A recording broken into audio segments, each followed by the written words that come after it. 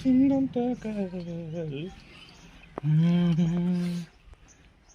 మా అత్త పిండి వంటకాల అత్త సుబ్బత్త చెరుగ్గడ తింటూ మనబోలు ఒత్తుకోవడం. పొయ్యిలు కట్టెలు పొయ్యి.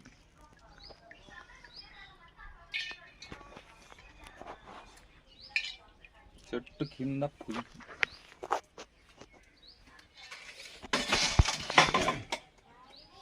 ఒత్తు